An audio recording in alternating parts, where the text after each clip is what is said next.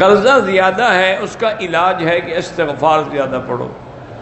بہرحال ایک بندہ بچپن میں جل گیا تھا، اس کی داڑھی نہیں آتی اللہ کی مرضی ہے، کیوں گھبراتا ہے؟ اللہ کی مرضی، اللہ چاہیں گے تو آ جائے گی، نہیں آتی تو نہ آئے، اس پر تو کوئی گناہ نہیں، وہ تو چاہتا ہے نہ، لیکن نہیں رکھ سکتا بیچارہ۔ آپ نے کیری ڈبہ رکھا ہوا ہے مزدوری کے، اس پہ کوئی زکوٰۃ نہیں ہوتی۔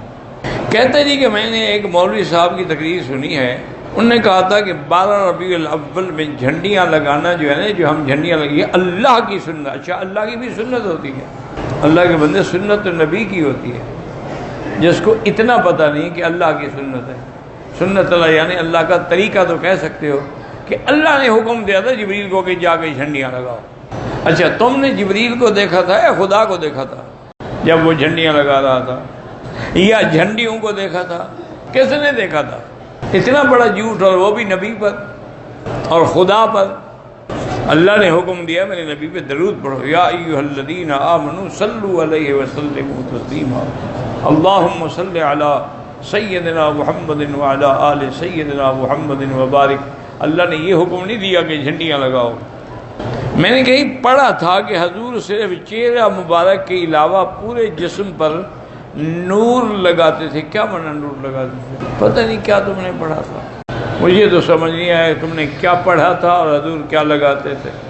اگر ہم بیت الخلاء میں بیٹھے ہیں اور چھینک آ جائے، وہاں الحمدللہ نہیں کہہ سکتے۔ میں آپ کے لیے دعا کرتا ہوں اللہ آپ کو جزا دے۔ اولاد بھی نہیں ہے، علاج بھی کرائیں، اور قرآن میں جو دعا ہے رب لا تذرنی فردا وانت خیر الوارثین، یہ پڑھا کرو۔ میرے ابو کے پورے جسم کے بال گر گئے ہیں، اب عمرے پہ آئے تب بھی اس طرح پھروا دیں چاہے گنجے ہوں۔ اللہ کو بالوں کی ضرورت نہیں ہے، تعمیل حکم ہے کیسے گردن جھکا دی۔ اگر سفر میں ہم تھے، عصر مغرب عشاء کی نمازیں قضا ہو گئیں، پھر ہم ان کو اکٹھا قضا پڑھ سکتے ہیں؟ ہاں پڑھ سکتے ہیں۔ میری شادی کا سبب نہیں بن رہا، 3 دفعہ سورۃ الرحمن روزانہ پڑھ کے دعا کیا کرو۔ 3 سال شادی کو ہو گئے، اولاد نہیں ہو رہی، تو اللہ سے دعا مانگو رب لا تذرنی فردا وانت خیر الوارثین، اور میاں بیوی چیک اپ کراؤ، نقص کس میں ہے اس کا علاج کرو۔ ایک آدمی کہتا ہے کہ شادی سے پہلے زنا کرنا چاہیے، اس پہ لعنت بھیجو۔ اللہ نے زنا کو حرام کیا، وہ کہتا ہے پہلے ٹیسٹ کرو یعنی بیوی کیسی ہے، بڑا بدبخت ہے وہ۔ اور پھر ایسی بیوی جو بغیر نکاح کے زنا کرائے گی، وہ پھر تمہاری بیوی وفادار بن کے رہے گی؟ انا للہ و انا الیہ راجعون۔ اللہ ہدایت دے، اور کیا کریں۔ میری لڑکی کا مہر 21,000 روپیہ ہے، وہ کہتی ہے کہ 5,000 ایک یتیم لڑکا مدرسے اس کو دو، 5,000 غریب رشتہ دار ہیں ان کو دو۔ ٹھیک ہے، جیسے وہ کہتی ہے دے دو، حق المال اس کا خالص حلال کا پیسہ ہے، وہ جہاں لگانا چاہے لگائے۔ میرا بیٹا جوان ہے، میں پہلے اس کی شادی کروں یا حج کروں؟ پہلے حج کر لو، شادی تو ہوتی رہے گی نا، آج تک نہیں کی تم نے، اب حج کے وقت تمہیں شادی یاد آ گئی ہے اس کی۔ وطر میں دعائے قنوت نہ پڑھے، سجدہ صاحب ہے۔ مکڑی کو نہیں مارنا چاہیے، ویسے شکار کرنا جائز ہے۔ کہتے جی دلہن اپنے شادی کے دنوں میں پیلے رنگ کے کپڑے پہن سکے، پیلے پہنے، نیلے پہنے، لال پہنے، اس میں کیا ہے؟ داماد اپنی ساس کے ساتھ حج پہ آ سکتا ہے، صدقہ مسجد کی طرح صدقہ لگ سکتا ہے، زکوٰۃ تعمیر میں نہیں لگتی۔ ایک شخص جابت کی حالت میں ہے، جابت کیا؟ مجھے نہیں پتا کیا لکھا آپ نے۔ حضور نے عمر ابن یاسر نہیں، عمار ابن یاسر، تمہیں نام ہی نہیں آتا، تقتلہ الفئۃ الباغیہ کہا تھا، بالکل۔ تو اس سے کیا ہو گیا؟ حضرت امیر معاویہ نے خود قتل کیا ہے، حضرت علی کے ہاتھوں بھی تو کئی صحابہ قتل ہوئے۔ پھر نماز میں اتحیات ایسا پڑھنی چاہیے۔ میت کے گھر والے مہمانوں کو، ہاں مہمانوں کو تم کھلاؤ، میت کے گھر والے نہ کھلائیں۔ میرا پتے کا آپریشن ہوا ہے، میرے داماد کا ایکسیڈنٹ، اللہ سب کو شفائے کاملہ عطا فرمائے۔ پسینہ سوکھنے سے پہلے مرد کی مزدوری لوٹانا، یعنی مانا ہے کہ جلدی دو، حکم یہ ہے، یہ مانا تھوڑا ہے کہ انتظار کرو پسینہ خشک ہو جائے۔ ہوئی سردی کا موسم، اس کو پسینہ نہ آئے تو مزدوری نہ دو کہ بھئی اب تمہیں پسینہ آئے نا پھر آگے لے جانا۔ کیوں گھڑتے رہتے ہو مسئلے؟ جو مالک پیسے نہیں دیتے قیامت میں پکڑے جائیں گے۔ حج اور عمرے پہ آنے سے پہلے رشتہ داروں کو ملنا چاہیے، ملنے تو اچھی بات ہے، تاکہ کوئی حقوق ہیں، کوئی حقوق العباد ہیں تو معاف کروا لیں۔ مرد اپنے گھر میں عورتوں کی جماعت کرا سکتا ہے، ہاں اپنی عورتوں کی، لوگوں کی عورتوں کی نہیں۔ عمرے والوں کے لیے طواف الوداع واجب ہے ہی نہیں۔ آب زمزم کو بیگ میں چھپا کے لے جاؤ یا سر پہ رکھ کے لے جاؤ، اس میں میرا کیا تعلق ہے؟ میرے دل کی 3 IRTs بلاک ہیں، اللہ شفا عطا فرمائے۔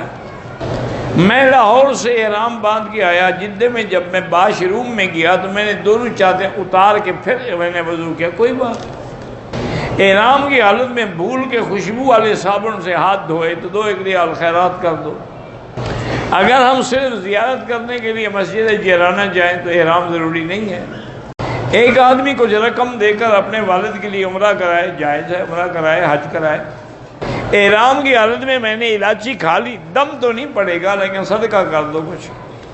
بہرحال یہ جو عورتوں کے مسائل آپ پوچھتے ہیں نا، یہ بہتر ہے اللہ کے حرم میں ایسے غلیظ قسم کے سوالات نہ کیا کریں۔ میں تو مجبور ہو جاتا ہوں نا جواب دینے کے لیے کہ لوگ یہ نہ کہیں کہ جی ہماری پرچی کا جواب ہی نہیں دیا، ورنہ یہ ایسے سوالات ہوتے ہیں جو کرنے والے کو شرم آنی چاہیے، اور اگر مجبوری ہو تو پھر علیحدگی میں آ کے خود سوال پوچھ لیا کریں۔ میں مکے میں کام کرتا ہوں، گھر والے بیماری اچور کی وجہ سے اکثر بیمار ہوتے ہیں، کوئی جن شن کا اثر نہیں ہے، انسان ہیں، بیماریاں آتی ہیں۔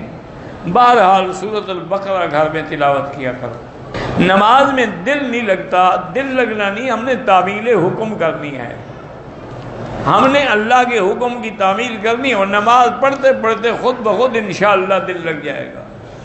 عرفات کا میدان میدان حشر نہیں ہوگا، میدان حشر شام ہوگا۔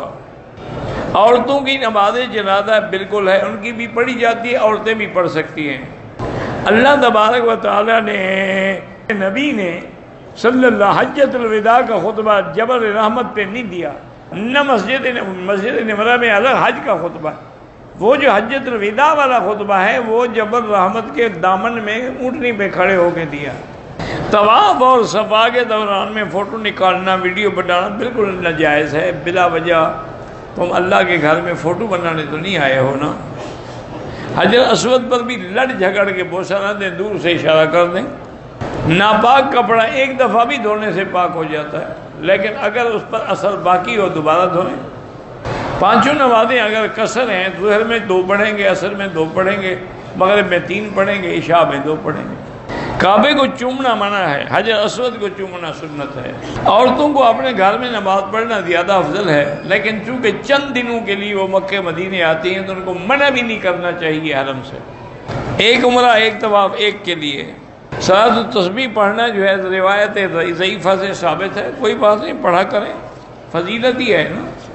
دم کا گوشت حدود حرم میں تقسیم کیا جائے گا، باہر نہیں۔